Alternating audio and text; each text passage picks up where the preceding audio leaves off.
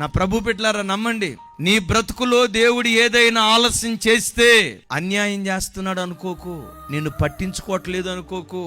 నీ జీవితంలో దేవుడు ఏదైనా ఆలస్యం చేస్తే నిన్ను చిన్న చూపు చూసాడు అనుకోకు.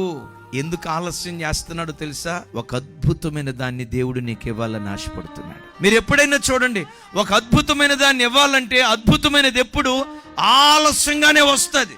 అబ్రహాము శారాల జీవితంలో ఆలస్యం చేశాడు. ఆలస్యం చేసి నవ్వును పుట్టించే ఇస్సాకును దేవుడిచ్చాడు. హన్నా ఎల్కానాల జీవితంలో దేవుడు ఆలస్యం చేశాడు. ఆలస్యం చేసి తాను మొదలుకొని బెయిర్షెబా వరకు ప్రఖ్యాతిగాంచిన ప్రవక్తను ఆ ఇంటిలో నుంచి లేవనెత్తాడు. ఎలిజబెత్ జకర్యాల జీవితంలో ఆలస్యం చేశాడు.